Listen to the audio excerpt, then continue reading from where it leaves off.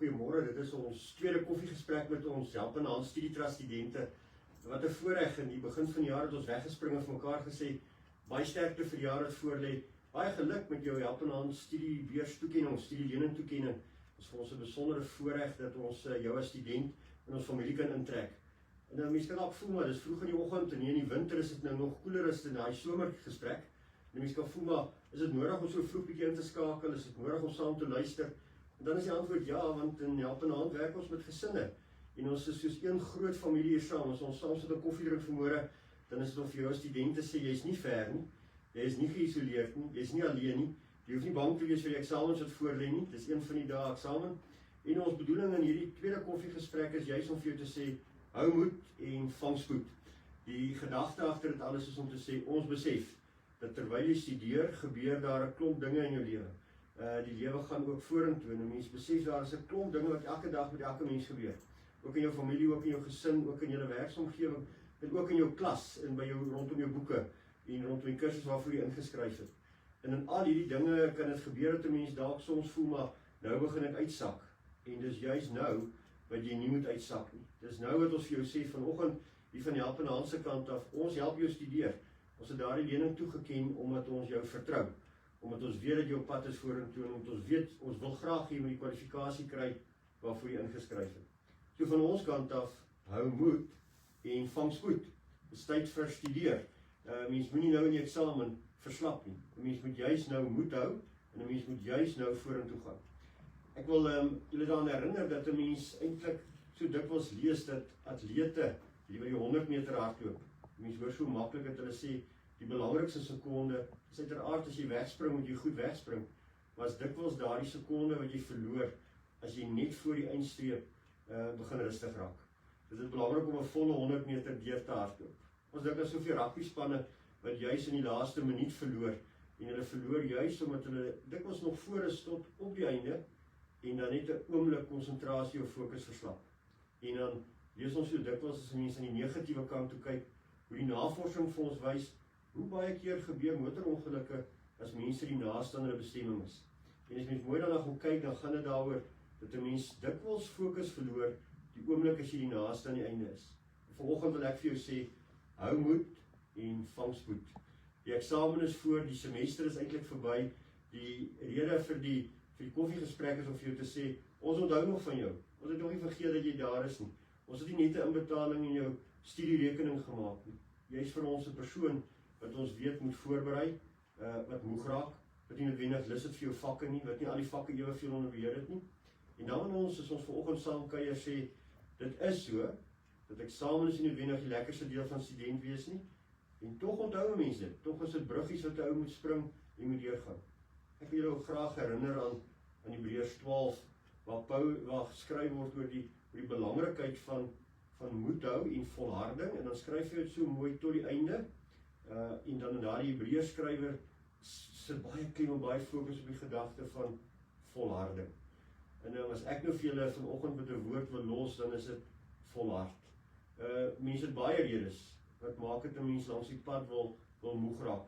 Jy wil saam Elia daar in die besembos gaan sit, jy wil saam Jona daar in die komkommerplant gaan sit, jy wil sommer net moeg raak in die woestynreis. En dan kom die Hebreërs skrywer en hy sê volhard soos 'n atleet. Hy gebruik 'n belangrike woord, hy sê fokus op Jesus Christus, hou die oë gerig op hom.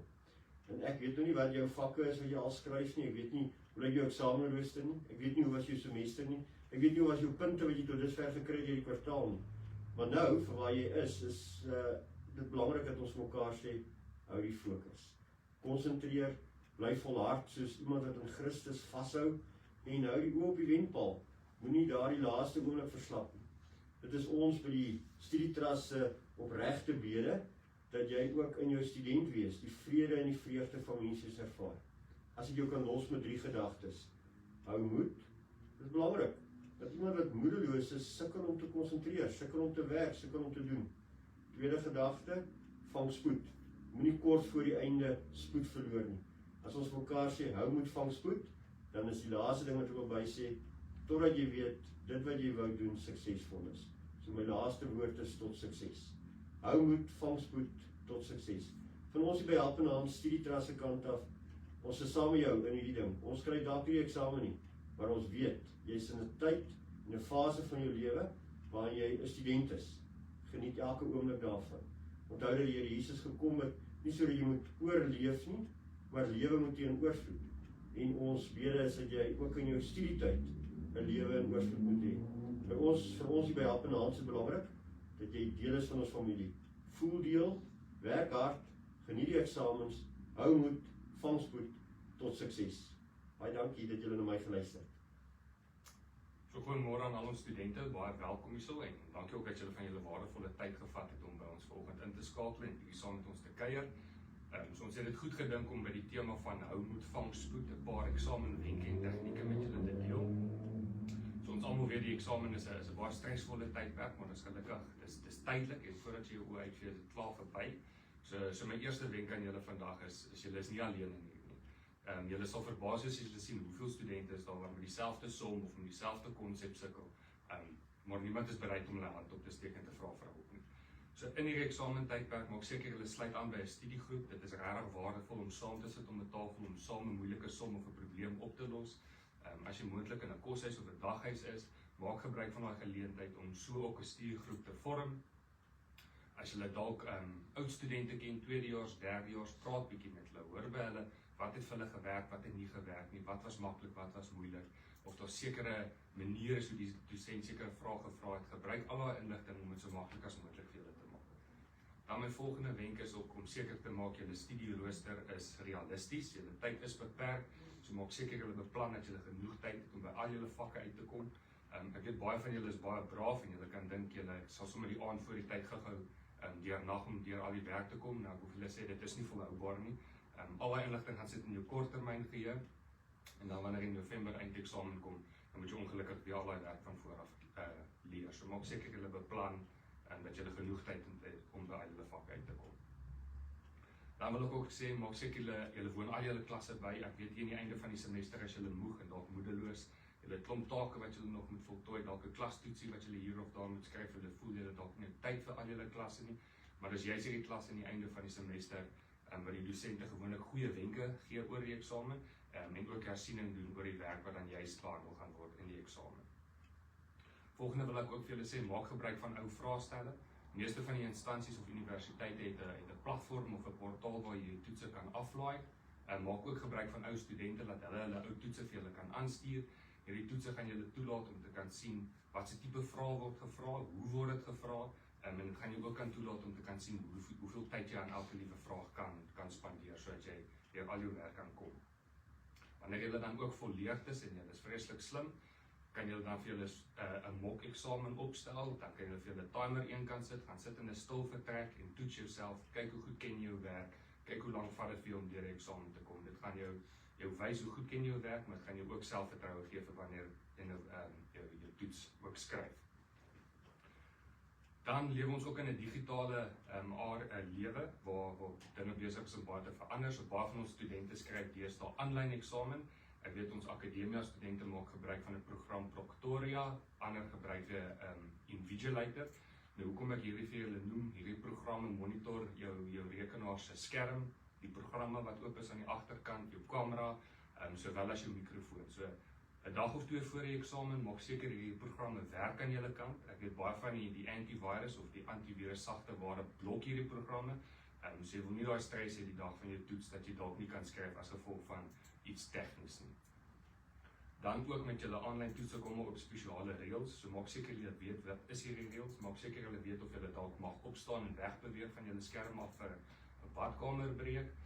Van hierdie toetse is baie lank tot en met 6 ure, so maak seker julle weet of julle ietsie mag eet of drink en ook of julle mag notas mag saamvat of dalk soos 'n formuleblad. Hierdie program hou ook jou oë dop, so dan kan hulle sien of jy dalk ietsie dalk skelm aan die kant aflees of so. So maak seker julle weet wat julle mag en wat julle nie mag doen nie. Dan vir ons studente ook wat bietjie meer tradisioneel is en wat in persoon gaan skryf, maak seker ook julle weet waar is die lokaal en dat julle betyds opdaag om onnodige stres te vermy. En dan laastens dan wil ek ook net vir julle noem, maak seker julle kry genoeg slaap en jou brein funksioneer die beste as jy uitgerus is.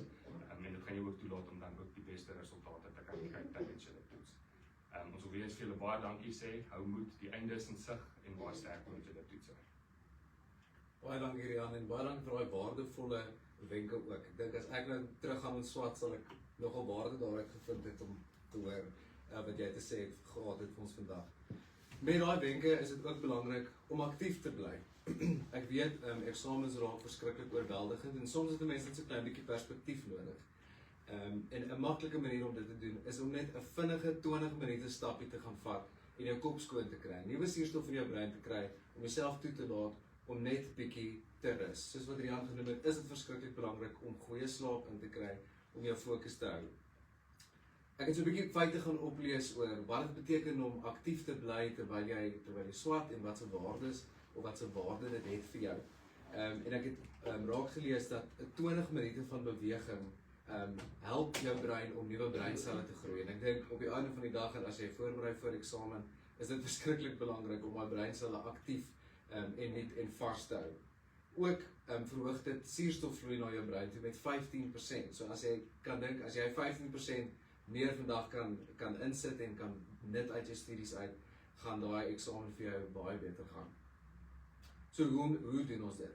Ek dink dit is belangrik om elke nou en dan 'n breek te vat. Dit help nie jy brand jouself uit en soos Rian genoem het, probeer alles die aand voor die tyd insit nie. So terwyl jy jou studieskedules skeduleer, maak seker jy maak genoeg tyd daarvoor om aktief te bly. Gaan vat 'n 20 minute stap om die blok. Ek beloof jou dit help. Ek self as student het dit ook gedoen. 'n ander wenk wat ek ook gereeld gedoen het is, ek het geloop en leer. Ek sukkel met ADHD en ek moet sê om aktief te bly terwyl ek geleer het verskriklik baie gehelp. En natuurlik staan op, beweeg. Dan, as jy 'n student is wat bietjie hou van eksterne motivering, het ons dan vir jou 'n lekker uitdaging waarin jy hierdie eksamentyd kan deelneem. Ons noem dit die Klappetoon digitale uitdaging. So, hoe werk dit? Oor die volgende 3 maande van 1 Junie tot 31 Augustus het jy die geleentheid om 150 km af te lê. Jy doen dit deur die middel van gebruik te maak van die Strava app. So wanneer jy gaan vir daai 20 minute stappie, begin jou horlosie en log jou stap vir die dag. As jy 150 km dan klaar afgelê het, kry jy dan 'n spesiale, eksklusiewe Klappetoon kous wat dan kan wys jy het die uitdaging voltooi. So ons sal 'n skakel hier onder in die kommentaarbokse vir jou los, sodat jy direk kan gaan na die inskrywingsplatform. Hierdie fondse wat dan ook ingesamel het, word dan weer teruggeploeg in ons gemeenskapsstudiefondse wat dan ook weer ons studente gaan help. So onthou, beweeg en volhard tot die einde toe. Ek wil dalk nog net ietsie vir julle dan sê, as ons dit saamvat. Dankie Rian, dankie André. Wat sê ons vir julle? Dat student wees is 'n wonderlike tyd, dis 'n mooi oomblik in 'n mens se lewe. Maar jy is verantwoordelik vir jou welstand in jou studietyd. En 'n goeie welstand beteken ook 'n rustige eksamenervaring, al is die eksamen op sy eie stresvol. Rian het 'n bietjie met julle gepraat oor die belangrikheid van voorbereiding en die belangrikheid van beplanning. Dis eintlik sosio-emosionele welstand. Wat André met julle gepraat het oor die oefen, word rustig ook fisies, jy moet na jou fisiese welstand kyk.